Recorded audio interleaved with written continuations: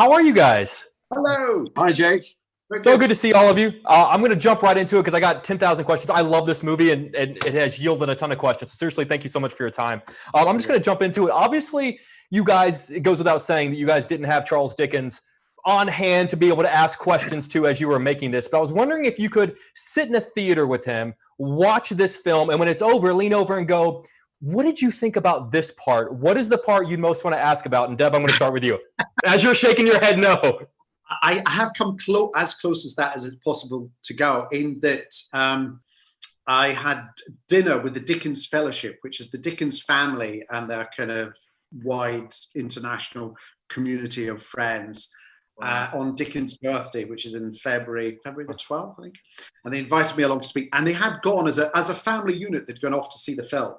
And they reported back to me and they said that they felt it had captured the essence of the book. And they said, one of them said, my great-great-great-grandfather would have been very pleased with it. Ooh, it would have been so awkward if it had been the other way. That's amazing. That's amazing. So that's as close as we've come to being able to answer that question literally. Well, that's amazing. Deb, Hugh, is there anything that in theory you're just sort of curious as to what he would think about the film? Well, I had not heard that, but that it had that response from the Dickens family. But I must say it's something I would have hoped for, because I think of it as I think Amanda does too, that I think of this as he was such a modern writer in many ways. He took extraordinary risks in a way. He engaged the reader in a way that novelists sort of hadn't up until that point. Well, the novel hadn't been going that long, but he took some extraordinary risks, as the film does. And I think he would have appreciated that it wasn't this was something that was trying to be, to have all the energy and the hope and the presence of the story as he told it.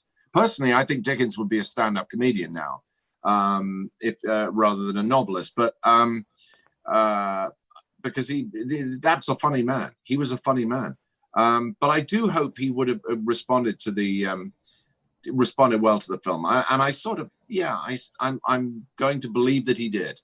I think we see a lot of his adaptations, and this is top tier. This is such an incredible film. Speaking of Dickens, from what I've read about his relationship with this novel, a lot of people say that this is his masterpiece and his most personal film because it's almost autobiographical. There's a lot of him in this work. And Deb, I was wondering, for you, of all the incredible roles that you've played, you've been in incredible films and had amazing characters. Is there one that is similar in the sense that it's your David Copperfield, where you feel like it's the most personal and the most reflective of who you are as a person? It is. Like, when I hadn't read the book when I first signed on, but when I read the script, I was like, he was so similar to who I was and who I am, and I could relate to all the anxiety and the feeling of being an outsider and feeling like an imposter and. All of those threads I could really resonate with as a person. So I could really find my truth in that. I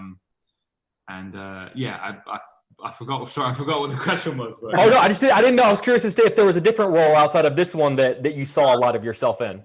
I think this one is as close as it gets. It captures my general awkwardness as an individual in the world. Sure.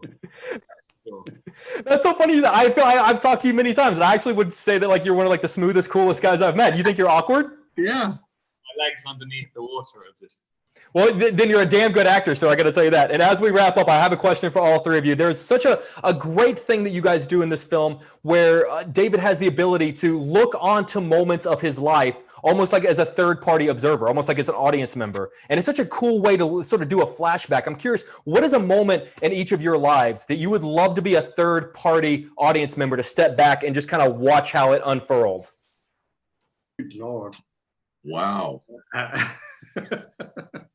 When I was born, there we go.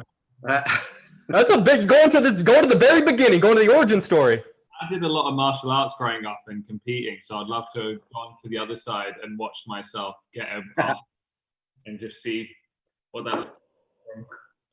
That would be cool. I'd watch that. There's a movie in there, I think. Yeah. I love that. You? I'm not sure that I want to see any of that. I don't think I want to see a single moment of it. I think I'm just too. There's no mirrors.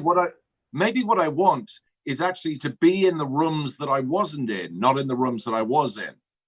I want to know what people said, what people said after I left, or before I got there. No, but even that, I'm not even sure I want to know that.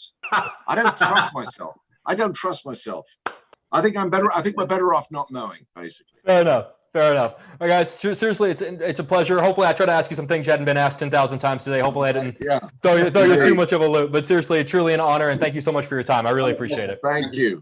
Yes. Bye, guys. Take care.